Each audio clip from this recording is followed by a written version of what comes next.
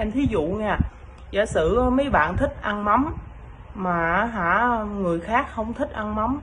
mấy bạn đem cái mắm đó đó lại nhà người ta, mấy bạn biếu người ta, ai chịu nổi, thôi chết mẹ luôn, ai chịu.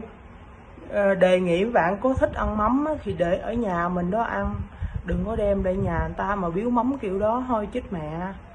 Các cổ động viên cũng không quên mang theo hình ảnh của người soi đường chỉ lối là lãnh tụ Hồ Chí Minh, nhưng cái kết thật bất ngờ là phía ban tổ chức của Campuchia không cho người dân Việt Nam cầm ảnh của Bác Hồ. Làm sao vậy? Sao mới đầu không nói vậy đó? Nói chung là mình bây giờ mình đang ở nước người ta đây, mình phải tuân thủ theo cái quy định của người ta thôi, chứ mình cũng không làm gì được nhiều. Em thấy là Việt Nam dơ hình của ông Hồ ông Hồ Chí Minh gọi là bác Hồ của mấy người mà yêu cờ đỏ đó, thì họ lấy cái hình đó họ dơ lên để họ đi cổ vũ bóng đá ở Campuchia mấy bạn. Thì vô tình em thấy được cái hình ảnh đó, em thấy nó mắc cười sao đâu bởi vì thay vì mình có yêu đảng yêu bác cỡ nào đó thì mình về cái Lăng Ba Đình hoặc là cái hang Mắt Bó đó mình yêu. Còn cái này mình đi qua đất nước bạn, rồi mình đi tham gia là có nhiều quốc gia trên thế giới nữa, chứ đâu phải riêng một ở nước nhà mình hay là một cái làng xã nào của mình đâu mà mình đi đem cờ đó. Mà trong khi đó không biết mấy bạn ở đem những cái hình ảnh đó mà đi cổ vũ như vậy, mấy bạn không biết nghĩ làm sao mà suy nghĩ ra được mà đi. Em thấy những cái hội gì cũng hay đem mấy cái hình đó ra để làm gì, thay vì những cái tấm hình đó nếu mà thật sự như em đưa đúng lúc luôn, là giống như cái ngày nào mà ông Hồ Chí Minh ông chết em sẽ đưa cái tấm hình đó lên. Em là giống như đề nghị là chôn cái xác này hoặc là thiêu cái xác này đi để cho dân bớt khổ bớt nghèo, chứ cái gì mà hở chịch chút cái đưa cái tấm hình đó ra, rồi không biết cái tấm hình đó là nó có ích lợi gì cho cái quốc gia Việt Nam không, mà trong khi đó ổng đã chết chưa chôn mà đi đưa lên để làm gì. Thay vì mình thích mình yêu quá thì ở nhà mình hoặc là ở mình Lợi Lăng Ba Đình hay là cái chỗ nào mà của cái ổ nhóm mình đó thì mình cứ dơ lên để mình biểu tượng cái cảm giác là mình đang yêu thích đi. Còn cái này mình đi qua nước bạn mà trong khi đó nha, Campuchia là một nước láng giềng với Việt Nam đó, mà họ còn không có ưa cái tấm hình đó nữa, thì thử nghĩ đi, cái đất nước văn minh khác thì người ta suy nghĩ về như thế nào về cái tấm hình đó. Mình cảm thấy là phản cảm mà nghĩ là mấy cái người tuổi trẻ ở Việt Nam giống như là hồi xưa mình cũng hồi lúc mà trước mình cũng không biết là đấu tranh là gì, đâu tham gia chính trị là gì không biết trơn giống như sống trong chế độ cộng sản thì mình chỉ thấy vậy thôi chứ mình đâu có biết. Nhưng mà thiệt sự mình giống như ở trong Việt Nam thì mình thấy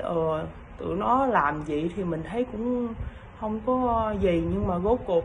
nhờ em đi ra khỏi Việt Nam thì mình nhìn là sao nó ghê thiệt, nó không có nhìn nó giống như là nó sao đâu, nó không phải là yêu đảng yêu bác mà yêu kiểu đó, giống như nhìn như vô nó phản cảm lắm, mà giống như là bị đầu độc tư tưởng quá rồi đi đâu làm cái giống gì cũng đưa cái hình đó lên chân, thay vì cái hình đó phải đưa đúng nơi đúng lúc và đúng thời điểm, thay vì cái ngày mà ông chết thì đưa lên để đề nghị Đảng Cộng sản Việt Nam nên thiêu ông này hoặc chôn ông này, đừng có để ông này nữa, nó sẽ làm tốn tiền tốn phí của nhân dân.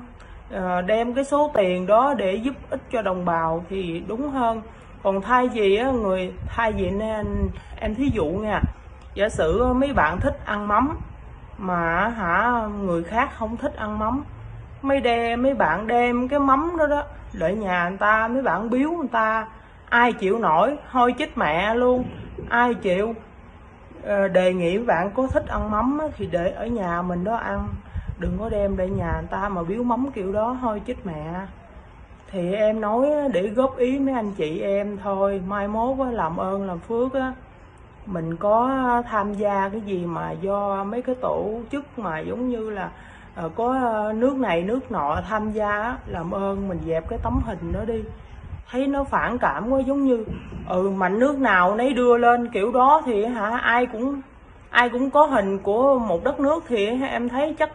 nguyên cái đội bóng đá không ai thấy cầu thủ hết trơn. Bởi vì mai mốt có làm cái gì mình làm ở nhà mình hoặc là ở chỗ mà mình thích thôi, chứ đừng có đi ra ngoài làm kiểu đó, thiên hạ ta cười chết luôn, ta bỉ mặt mình á. Mình cuồng thì cuồng vừa vừa thôi, cuồng quá không để ai nhìn hết trơn á. Mình có khi nào mà quý vị nhìn lại rồi mình tự suy diễn cái đó mình làm gì nó có lợi ích gì không, hay là nó như thế nào, nó phải chi mà dơ tấm hình đó lên rồi mà để mình được hạng hoặc là mình được nhiều người quan tâm á, mà để mình được lọt vào mắt người ta yêu mến mình á thì nên đưa. Còn cái này đưa phản cảm chết luôn, ta gặp người ta kêu dẹp luôn á, rồi không biết rồi mặt mũi mình để đâu mà thêm cái quốc gia của mình nữa, thế giới nó nhìn tới cỡ nào. Em là người Việt Nam đó, mẹ em thấy người ta kêu dẹp cái hình đó rồi em tự ái cho cảm thấy mình là người Việt Nam mà đưa cái tấm hình đó lên rồi người ta kêu mình dẹp vậy. Mình cũng thay vì mình cũng là người Việt Nam, nhưng mà họ biết cái hình đó dưới cái cờ đó là người Việt Nam đó,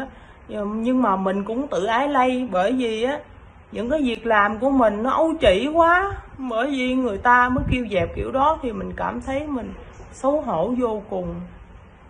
Thôi em nói tới đây nhiêu thôi nha, còn nhiêu để mấy anh chị góp ý thêm. Tại vì theo em thì cái suy nghĩ của em sao em nói vậy đó, nói để cho mấy bạn biết, chứ cứ mỗi lần lễ mỗi lần cái gì cũng đưa cái hình đó. Thiệt luôn, em gặp mấy cái hình đó em ám ảnh luôn, ngày nào em thấy mấy cái hình này hầu như em ngủ không được luôn á, giống như sợ ma vậy đó. Em nói để mai mốt rút kinh nghiệm nha mấy anh chị. Làm ơn mấy anh chị có cuồng thì cuồng vừa vừa thôi, đừng có cuồng quá, đừng có hỏi cái gì cũng đưa hình đó lên hết trơn á, không có được cái gì đâu, không có lợi ích gì đâu, chúng ghét nhiều nữa.